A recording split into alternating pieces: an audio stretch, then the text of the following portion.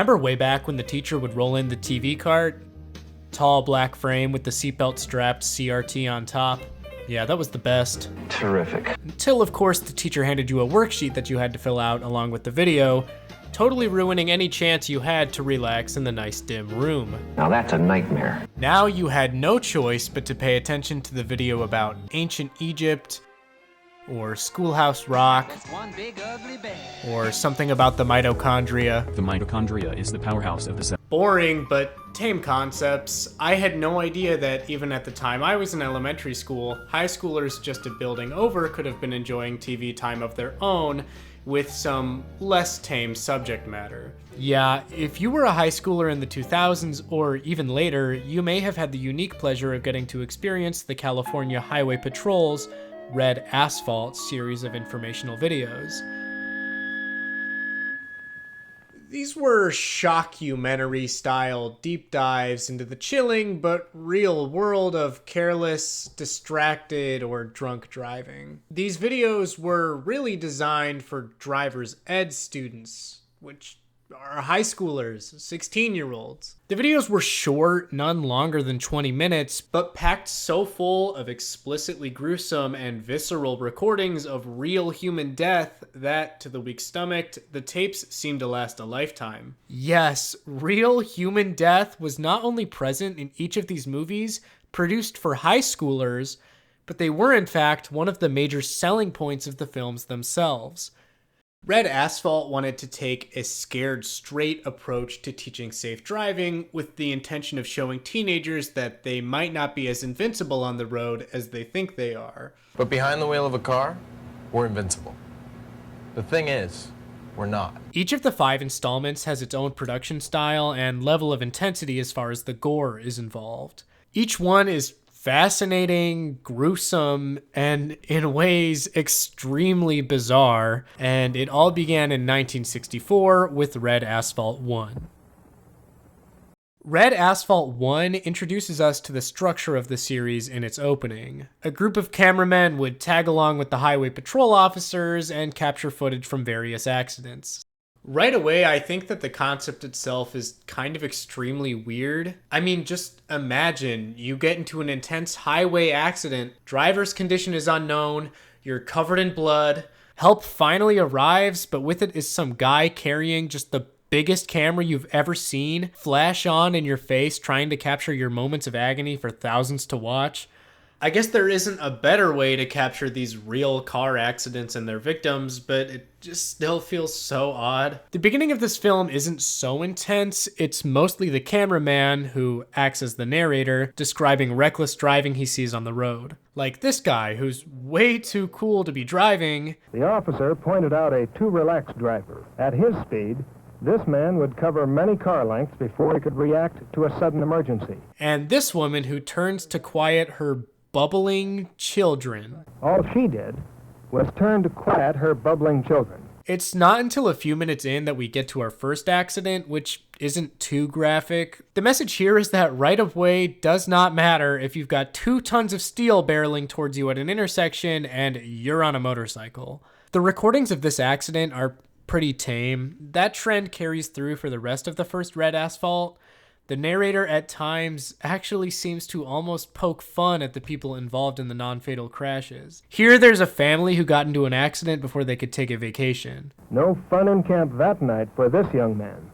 Yeah, no fun in camp for you, buddy. Your whole family just got into an extreme car accident. Generally, the series kind of struggles with what tone it should take towards some of the victims, but we'll get more into that later. Like I said earlier, this one isn't too hard to watch. The most disturbing clips come from an accident with a little girl who darted out in front of a speeding motorcyclist, but was not killed, and one where 2 men had gotten into a high-speed crash with no seatbelts, leading to profuse bleeding, but they too survived. It's not until the very end of the video where we see a real death.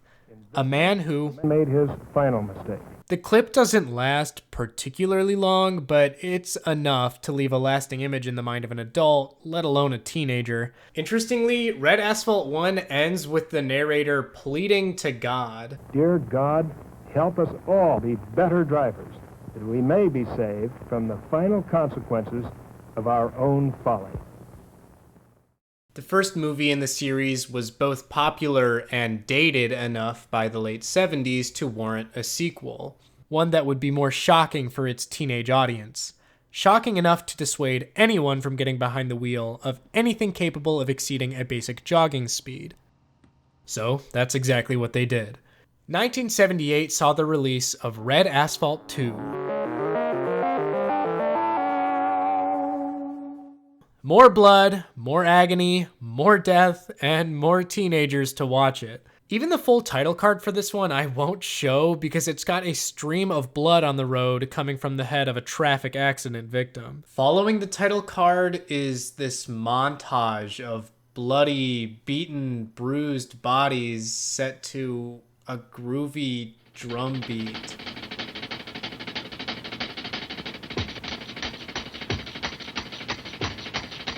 It's weird, and it's followed by this wall of disclaimer text. This is one of the few moments in the series where the disclaimer is in text form. Usually it's spoken aloud by a narrator or a member of the Highway Patrol Safety Unit. It almost makes me wonder if they forgot they were showing high schoolers videos of real people dying in anguish, and they had to throw the text on there in post. Most of Red Asphalt 2, while being more graphic in nature, is actually less focused on the accidents themselves and what caused them, and more on lecturing you about the importance of seatbelts. But I don't know of any highway patrolman that would ever even think about getting into a patrol car or their own personal car without wearing seatbelts. Or pulling off the freeway to perform maintenance on your car.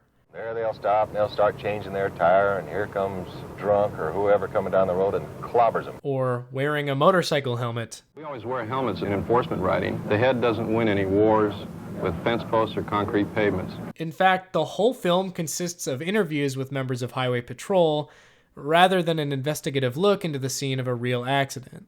Another scene has an acted recreation of a traffic citation, followed by why they need to do them. Yeah, that's fine. I just like the guy's reaction to being forced to sign the thing. All right, would you sign here, please? Yeah, if I have to. Sounds like his mom told him to do the dishes or something. The last interview was with two drivers who witnessed an accident in front of them on the freeway, and it contains the most brutal footage in the whole tape. It's a recording of a woman who died in the impact. Her head is soaked in blood, and her car was overturned. It's some hard to watch stuff, but this entry takes itself more seriously than any of the other ones do, and it's probably my favorite of the 5. While the shock factor was definitely there in this one, it's just very informative. It has a lot of practical advice on how to keep yourself safe, and it's just presented candidly and respectfully. All too often, it ends right here. Whether it was booze, speed, or something different, it doesn't really matter to her anymore. She made a mistake. Sometimes a mistake can mean blood or pain, but sometimes it could be a lot worse. Remember earlier when I said these movies can struggle with tone? Yeah, Red Asphalt 3 is easily the worst offender here. At the same time, it's also the most graphic and hard to stomach entry in the series, in my opinion. It begins with an ensemble of EMS vehicles setting the stage for this member of the CHP. What you're about to see is not going to entertain you. There are scenes of human suffering and death in stark reality. We did not enjoy making this film, and we don't expect you to enjoy watching it. Honestly, I really like this opening. It's chilling, high budget, and the things he says are striking. He tells the audience that, if anything, he wants them to at least remember the image of a body bag, and to remember that someone close to them could be carried away in one just like it. If you don't remember anything else, remember that each one carried away contains a destroyed human life, not a dummy or a cleverly made-up actor. He ends with a line I really like. We have to deal with human tragedy often. Far too often. Believe me, we do not want to meet you under these circumstances. We don't want your business. We don't want your business. It's good. It reminds me of the opening to Red Asphalt 1, but with a little more impact. I really wish that this guy had covered the remainder of the film, but after the title card sequence and montage of graphic suffering, we're met with the voice of Red Asphalt 3's starring role, Scott Devaney, who actually appeared in Star Trek IV just 3 years prior, Oh, come on, Bob. along with a few other roles. He frames the loss of human life in highway accidents as a war. Last year, 362,000 Californians were wounded in this war. This makes sense as far as the scale of death is concerned, but he never really says who the war is against. Like, who are we fighting here? Some bizarre, cartoonish personification of distracted driving? Nah, but the early 90s did give us a bizarre, cartoonish personification of drug use, so... Yeah, that's it. Do it. Yeah, it's not too crazy of a guess. Anyway, the montage segues to Scott talking about the first two Red Asphalts.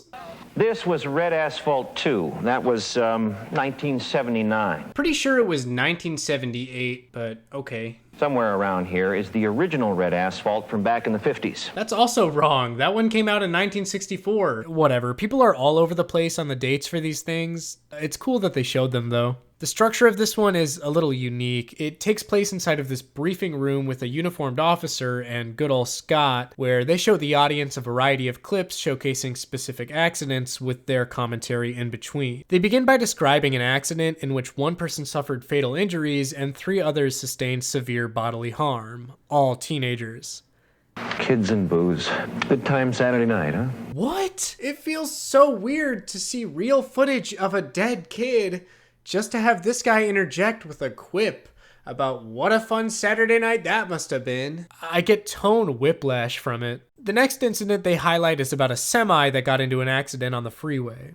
Even the best truck driver can make a mistake, especially when he's driven too long with too little sleep, and then maybe the use of illegal drugs to help keep him awake. That last part felt a little more damning, but yeah, okay. A runaway 18-wheeler with a drunk behind the wheel. Now that's a nightmare. Oh, Scott, you're not going to say it sounds like a fun Friday night? The next sequence is all about safety belts. This sequence includes a recreation of an accident where the driver was saved by a seatbelt. But just listen to this 30 seconds of dialogue. I promise you there is no commentary I could add that would make it any better than it already is. It was a beautiful day outside. I wasn't really paying attention that much. I had my eyes off the road. I saw the edge coming, but the scariest part was when I saw the water that far down. The first hit was the worst. The seatbelt secured me. The front of the car flipped over, and landed on top of a huge rock. The hill, the car. I thought I was dead. I did. I thought I was dead. What? Yeah, if you couldn't understand a word this guy was saying, you're not alone. If I was supposed to learn something from this fever dream of dialogue, then yeah, I could not tell you what it would be. Okay, I'm convinced. Well, I'm glad you learned something, Scott, because I did not. What happens next is easily one of the most gruesome things shown in all of these films. I mean, these cars don't appear to be too badly damaged. Scott's feigned ignorance then leads to the image of a man's head split open, pouring out its contents onto the pavement. It's a really haunting image. I imagine here is where a lot of people looked away or closed their eyes. Certainly there's no need to follow that up, right? If an adult without a seatbelt could be killed so easily, what about a small child? Yeah, what follows is a series of clips of suffering children, some of whom suffered fatal injuries and accidents. It's pretty hard to watch. Scott then lays out a nice list of reasons why you should never get into a car again so long as you live. You do something stupid, you die. You get drunk or do drugs, you die. You race some guy for the stoplight, you die. All you wanted was a little fun, and it killed you. High-priced fun, huh? He then gets into the non-fatal consequences of stepping behind the wheel. I mean, sometimes you don't die. Well, most of you doesn't. Ever wanted to give your girlfriend a makeover? How about this? Or this? And some guys will do anything to show a girl a good time. Scott, please, chill out. Maybe getting a dramatic actor to play the role of the serious accident reporter wasn't the best idea. The film ends with even more drama as Scott monologues over, you guessed it, another gruesome montage of death on the freeway. Yeah, this entry is just all over the place. I talk the longest about it because it is simultaneously the most graphic and also the most bizarre. I guess the 11 years in between the somber and informative Red Asphalt 2 and this entry really called for a change of pace. Or must we continue to be terrorized by a bunch of immature children who like to smash up their toys?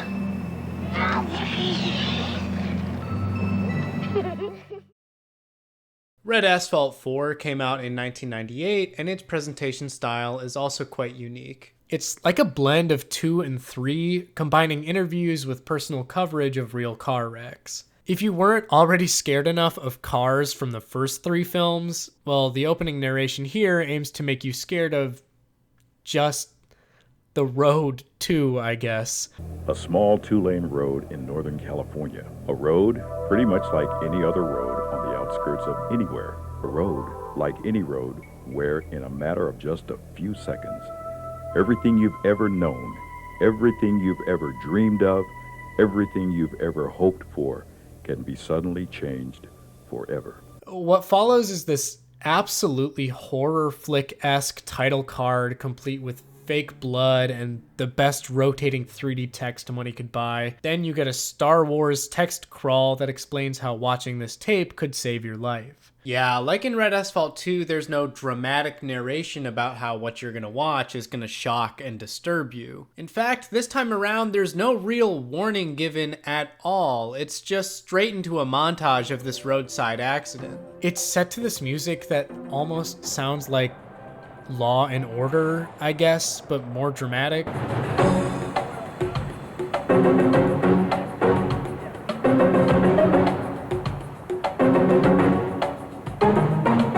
The montage really just focuses around one wreck, but again, it highlights to me the absurdity of meeting the victim of a car accident with cameras and a production crew, though I can't tell how much of this is real and how much is acted, to be fair. Give me a hand over here! The film really begins with the interview of this officer where she describes a head-on collision that resulted in a fatal injury. The interview then transitions to the words of the brother of the kid who died. Yeah, that's a lot of what this tape is. It showcases an accident and then cuts to an interview with a friend or family member. I think it's effective, and it doesn't run the risk of anyone making a weird joke about a kid who lost their life. At least not anyone who wouldn't be allowed to laugh with the victim in memory. The next accident is another head-on collision with a real nasty looking wreck, but no particularly gruesome visuals. What really gets at you here is the emotional interview with a sister of the deceased. I could see the window next to me, and I remember thinking it was really dirty because I couldn't see outside, and I went to wipe it off, and there was blood everywhere. It was all over the dashboard. It was all over the windows, everything.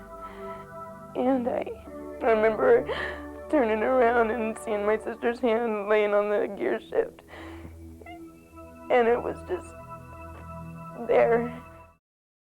Going back to what I said earlier, I like this style. I think it really makes you consider, like, what if that was my sister or my brother? And it gets at you emotionally without going out of its way to show you something shocking or scarring. The third and final accident covered is between one car and a tree with no fatal accidents. This is the one they really use to amplify the common message between all of these videos: wear your seatbelt.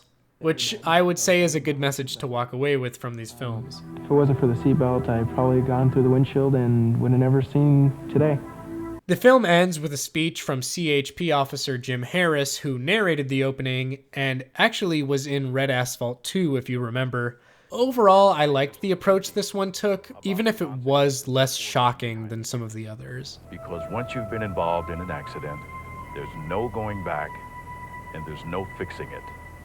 And your life can be changed in just a matter of seconds.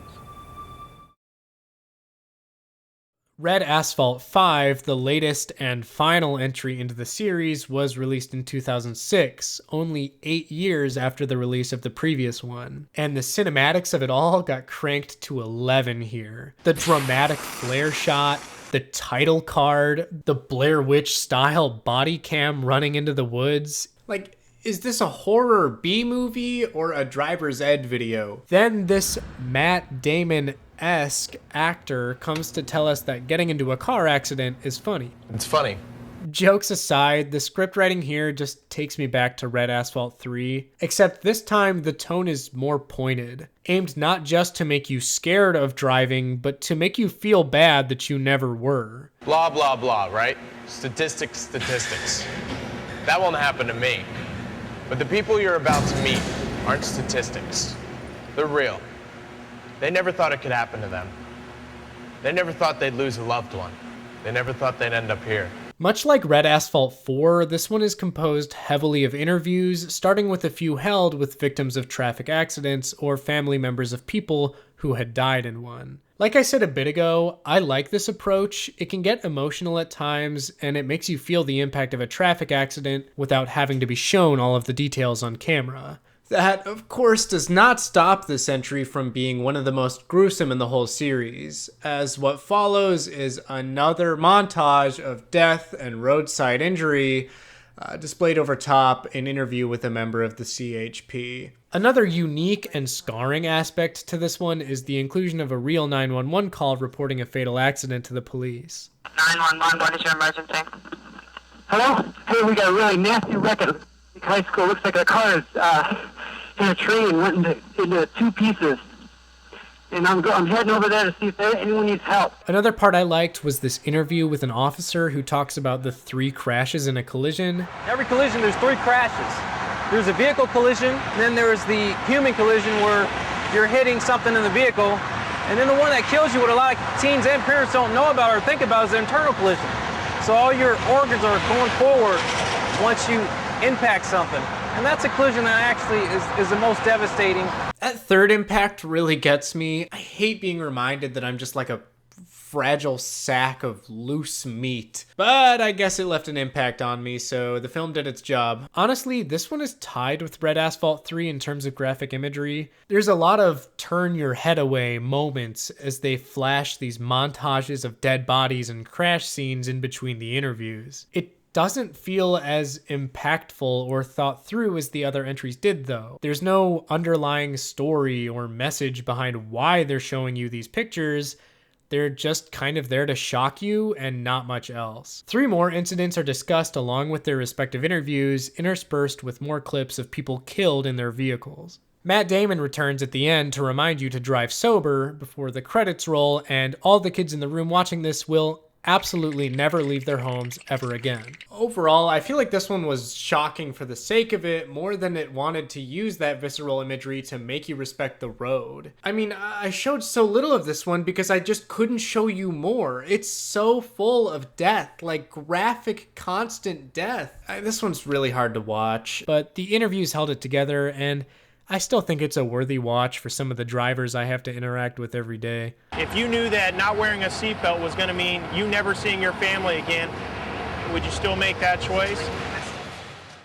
So yeah, those are the 5 movies in the Red Asphalt series. These movies are odd and shocking and really, really interesting. Do I think they're effective teaching tools for high schoolers? I don't know. I know the visuals at least pushed me away from driving for a little while when I was younger. If anything, they should send you home with one common message. Wear your seatbelts. Be like this guy. I don't want to see none of these. What the hell even is this thing? Why does this exist? Never mind. At the end of the day, I do think they made some kids drive a little safer, and it introduced them to a harsh reality that most don't get to see. These are the realities of driving. Sometimes you get to work on time, just another day on the road, but there's always a chance that your loved ones could be torn apart indiscriminately by one careless driver and 2 tons of wayward steel. It's terrifying, but it's real, and these movies, if anything, show you what's real. Let me know if you guys had to watch any of these in your high school or driver's ed experiences, because I know a lot of people had to watch at least Red Asphalt 5 when they were younger. And yeah, that's not something you really forget. That or the other entries. So let me know if you watched one, which one it was, and what you remember from it.